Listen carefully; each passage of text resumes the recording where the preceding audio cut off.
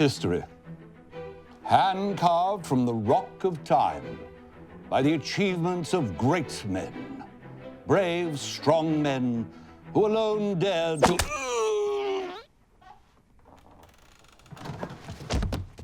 Hi, I'm Hannah. And I'm Eliza. And we share not only a gene pool, but a passion for history. But for years, we've been told the only people worth remembering are a bunch of bossy old white dudes.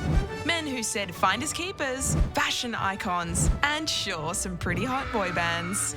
But why is Australian history such a goddamn sausage party? It can't be true that only men were going out and doing all the cool shit and women were just what, chilling at home, dying in childbirth? We know the truth. Plenty of tough-titted ladies hiked up their petticoats and fly-kicked down the doors of opportunity. So, let us take you on a journey back in time to meet some amazing Aussie babes of the past. Who we like to call Sheilas, badass women of Australian history.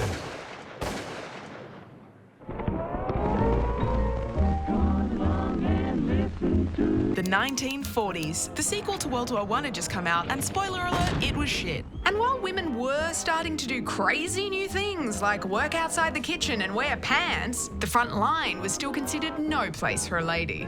It was unthinkable that us pretty little things could handle the violence of war. You could be a nurse or you could knit socks, they just generally clean.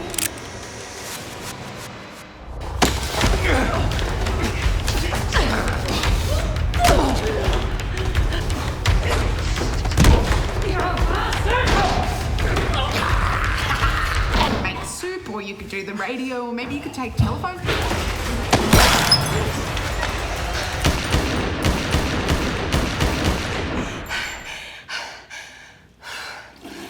Oh, he had some dodgy tie. This is World War II spy Nancy Wake. The White Mouse. I just don't think we women should wave our men a proud goodbye and then knit them balaclavas. She was a hardcore Nazi killing machine. Who could sink piss like a champ and was a legendary flirt. If I knew I was getting this wet tonight, I would have brought my umbrella. But what are the origins of such a hectic mamacita? She was born in 1912 in Wellington, New Zealand. But honestly, who gives a fuck? She grew up here in Sydney and attended a fancy private girls' school. Unlike most private school girls, she grew up to be a powerful pain in the ass, running away from home at 16 and conning her way into a job as a journalist by saying she knew how to write Egyptian. One rarely gets the opportunity to write in such a beautiful language.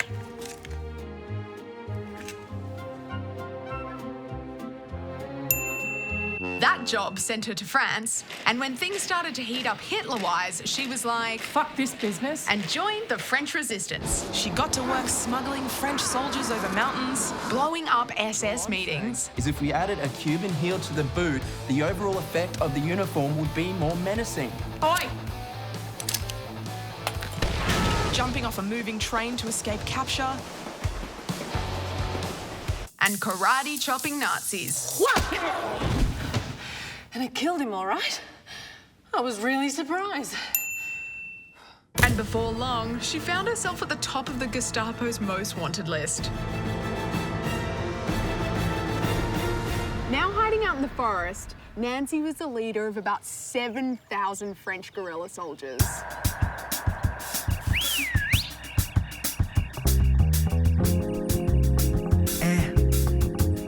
Você disse que sim.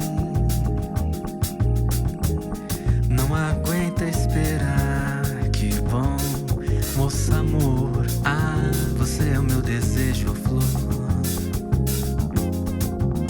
This is so fucking disrespectful. And one day in 1944, they found themselves in quite the jam. Their only contact with allies from Britain was their radio and codes, which was how they got airdropped supplies like guns and stuff, which we're told during war are kind of important. One night, during an attack from about 20,000 German soldiers, her radio operator buried the codes and with it, their only form of communication.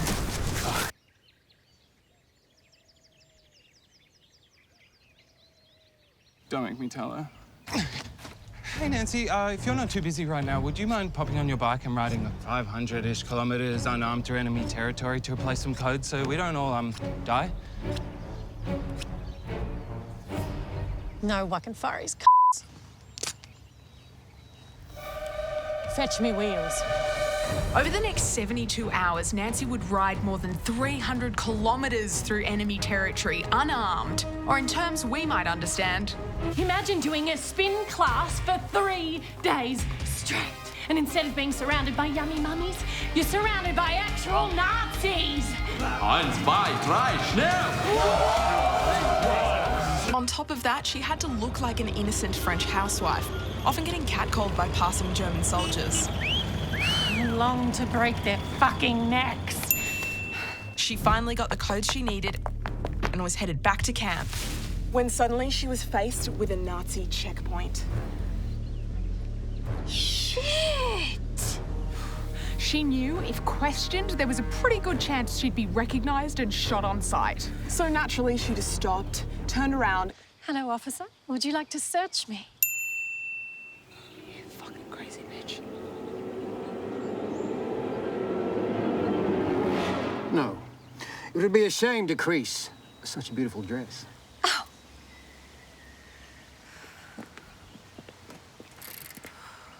Miss!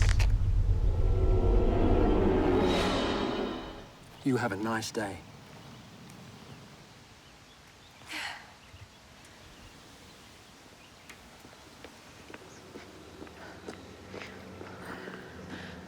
Wait! Stop!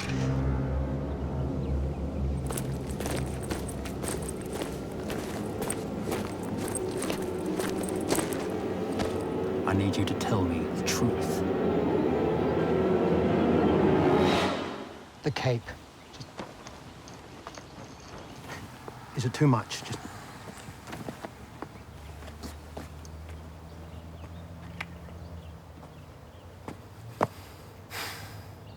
It's too much, isn't it? Ah, you know, at first I thought it was kind of cool, but you're right, it's stupid. Please, go on with your day. I'm so sorry.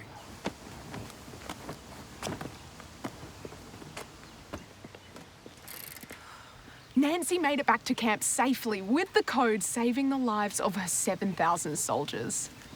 No! I've changed my mind. The cape stays! Nancy was by all means exceptional. And she proved that women were just as fearless as men because she was willing to put her life on the line for what she believed in. Nancy, as one of the greatest heroines of the 20th century, have you got any final words of wisdom for us? I killed a lot of Germans. And I'm sorry. I didn't kill Moa! Not what we had in mind, but okay.